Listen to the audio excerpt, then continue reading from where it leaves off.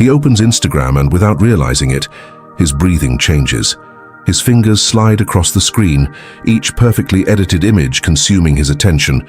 Photos of extraordinary travels, sculptured bodies, seemingly perfect relationships, and impressive professional achievements. Within minutes, that familiar sensation settles in his chest. An uncomfortable weight, a mixture of inadequacy, envy, and hopelessness. Although he's alone in his room, his inner world is now populated by hundreds of lives to which his own seems to pale in comparison. This is an experience shared by millions of people every day. The silent suffering of constantly comparing our behind-the-scenes with the carefully curated highlights of others' lives. A recent study revealed that the average social media user spends more than 2 hours daily consuming digital content, much of it idealized and specifically fabricated to provoke comparison.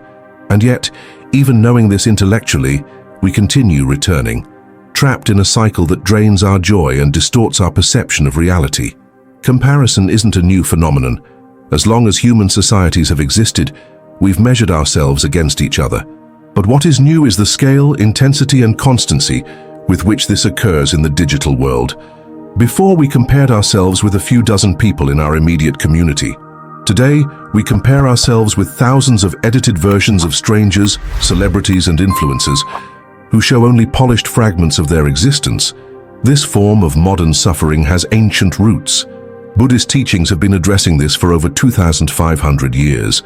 The Buddha observed that much of our suffering comes from insatiable desire, the constant feeling that there is something better, something more, something that others have and we don't.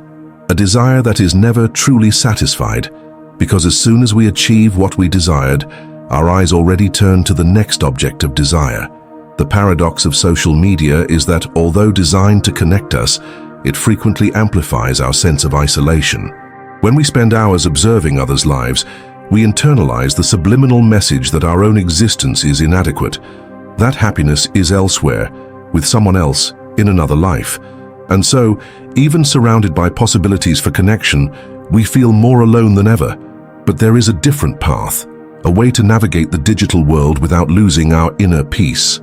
Buddhist wisdom, as ancient as it is relevant, offers profound insights into how we can free ourselves from this cycle of comparison and self-inflicted suffering. How we can use these same technological tools in ways that nurture our humanity instead of diminishing it. In the Buddhist tradition, there is a fundamental concept called dukkha, often translated as suffering or dissatisfaction. The Buddha taught that dukkha arises when we become attached to desires and expectations that are constantly changing. And perhaps no other environment amplifies this principle as clearly as social media. When we endlessly scroll through the screens of our devices, we are feeding what Buddhists call tanha, the thirst, the insatiable craving. Each like we give, each profile we follow, each image we admire is subtly reinforcing the illusion that happiness lies somewhere beyond ourselves, in a life that is not our own.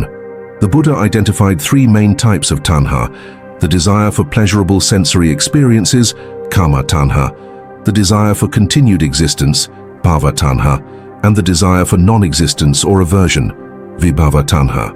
Social media awakens all 3 simultaneously. We crave the pleasurable sensations of validation and novelty, fear falling behind or being forgotten, and frequently develop aversion to aspects of ourselves that don't compare favorably to others. This constant comparison reflects another essential Buddhist concept, anicca, the impermanence of all things. The images and narratives we consume online are fleeting moments, captured and edited to appear eternal. But these moments have already passed. They are illusory by nature. Even the life we're leading now as we read these words is impermanent.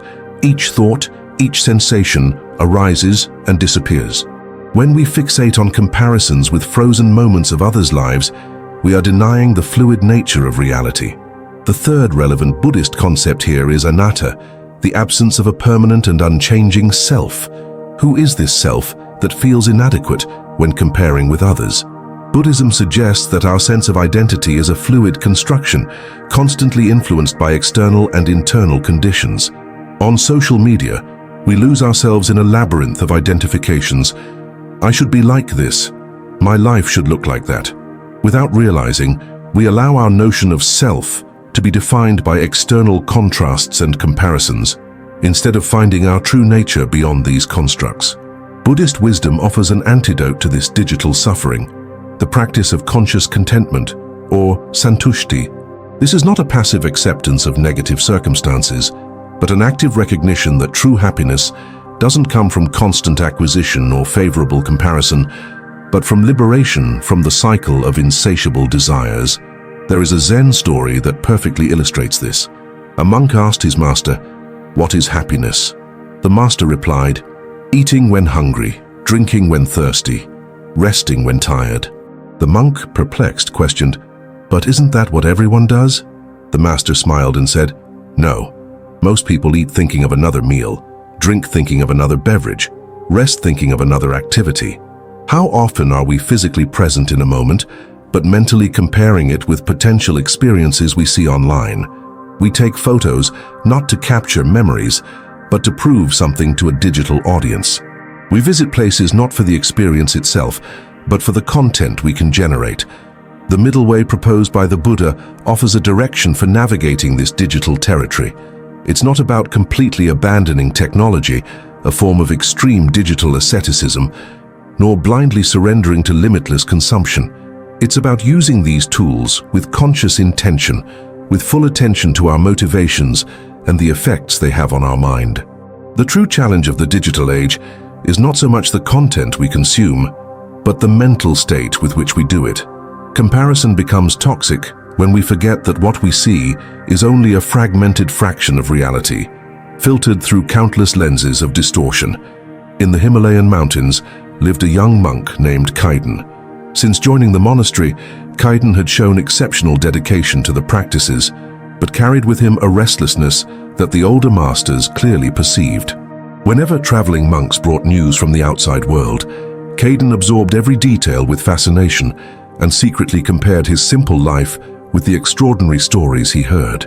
One day, the venerable master Rinzai, observing Kaiden's silent torment, called him for a walk.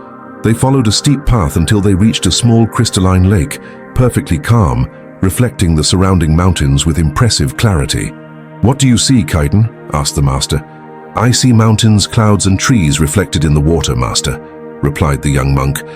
Rinzai smiled and asked Kaiden to approach the shore. "Look again, more closely." When Kaiden leaned over the lake, he saw his own face reflected on the surface. The image was clear but slightly undulating. "Now touch the water with your finger," instructed Rinzai. Kaiden obeyed, and upon touching the surface, his reflection fragmented into thousands of ripples, completely distorting the previously crystalline image. The mountains, clouds, trees, and his own face became unrecognizable for a few moments. "What happened to the images?" asked the master. "They distorted, master. I can no longer see clearly. And what will happen in a few moments? The water will calm down, and the images will become clear again," answered Kaiden. Rinzai nodded, and they waited in silence until the lake's surface returned to its original calmness. Then the master took a small stone and threw it into the center of the lake. Again, all images fragmented into concentric ripples. "Your mind is like this lake, Kaiden," explained Rinzai. "In its natural state, it reflects reality clearly. The stories you hear from travelers, the mental images you create about others' lives, are like reflections in the water. They seem real and solid, but they are just momentary impressions on the surface of your consciousness." Kaiden reflected on the master's words while observing the lake returning to calmness. "Each time you compare yourself with these images," continued Rinzai, "it is as if you touch the surface of the lake. Your peace is disturbed, your clarity is lost. The ripples of desire and dissatisfaction distort your perception of reality." "But master," questioned Kaiden, "how can I avoid these comparisons? The stories I hear seem so extraordinary compared to my simple life in the monastery." Rinzai smiled with compassion. "Observe how the lake always returns to its natural state of calmness. This is its true nature. The disturbances, whether caused by a finger, a stone, or the wind, are always temporary." The master then pointed to the center of the lake. "The stories we hear are like this stone I threw. They cause ripples, create temporary distortions, but observe carefully, Kaiden. The stone sinks to the bottom, disappears. What remains visible are only its effects. the ripples on the surface, and even these are impermanent. They remained silent, watching the lake return to its natural state. Caden began to understand the depth of the teaching. Those whose inner peace depends on the reflections on the lake's surface will live in constant disturbance, said Rinzai. But those who understand the true nature of the mind, its inherent clarity beyond all temporary ripples, will find lasting peace. In the months that followed, Caden developed a new practice. Whenever he caught himself comparing his life to the traveler's stories, he visualized the lake and observed the mental ripples calming down. Gradually, he learned to appreciate the simplicity of his own journey and to recognize that the extraordinary stories that had so fascinated him were just passing reflections, neither more nor less real than his own experience. Just as Caden learned to quiet the surface of his mental lake, we too can develop practices to navigate the digital world while maintaining our inner peace. Buddhist wisdom doesn't ask us to abandon technology, but to transform our relationship with it. Here are some practical paths inspired by these ancient teachings. First, cultivate the practice of digital mindfulness. Before opening any social media app, take a conscious pause, breathe deeply 3 times, and establish a clear intention for your time online. Ask yourself, why am I accessing this now? What am I truly seeking? This simple practice creates a space between impulse and action, allowing you to use technology with purpose instead of being used by it. Second, implement regular periods of digital detoxification. Just as Buddhist monks practice periodic retreats to deepen their awareness, set aside moments, perhaps 1 day per week or a few hours each day, to completely disconnect. During these periods, rediscover the pleasure of direct experiences, unmediated by screens. Observe how your mind gradually calms, like Kaiden's lake after the ripples cease. Third, develop compassion for yourself and others in the digital environment. When you catch yourself comparing unfavorably with someone online, cultivate the thought, just as I wish for happiness and freedom from suffering, this person wishes for the same. Remember that behind each seemingly perfect profile exists a complete human being, with their own struggles, insecurities, and unshared sufferings. Fourth, practice contemplation of digital impermanence. When a post awakens strong desire or envy, consciously reflect, this image is just a frozen moment of a fluid reality. Even the sensation I'm experiencing now is passing. This contemplation helps diminish the emotional impact of online comparisons.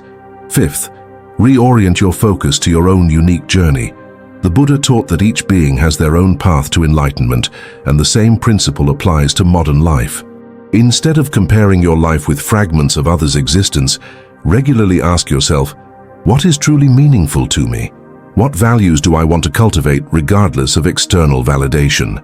Finally, transform your use of social media through the practice of appreciative joy, mudita. Instead of using these channels to feed negative comparisons, consciously train your mind to feel genuine joy for the well-being and achievements of others.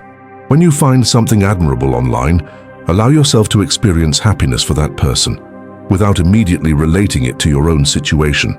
These practices aren't quick fixes, but gradual paths of transformation. Like any deep spiritual practice, they require patience, self-kindness, and constant commitment. There will be days when comparisons arise with renewed strength, when the surface of your mental lake will seem permanently agitated. In these moments, remember the words of Master Rinzai to Kaiden. The fundamental nature of the mind is clear and serene, beyond all temporary ripples. True digital freedom isn't found in discovering the perfect app, the ideal filter, or the optimized usage strategy. It lies in the deep understanding that your inner peace doesn't depend on the reflections on the lake's surface, whether negative or positive. Your true nature, your inherent worth, your capacity for authentic happiness exist independently of any comparison. The journey to finding peace in the digital world is neither linear nor quick. Just as a meditator doesn't achieve enlightenment in a single session, you won't instantly transform your relationship with social media. There will be days of crystalline clarity, like the still surface of Kaiden's lake, and days when the ripples seem endless.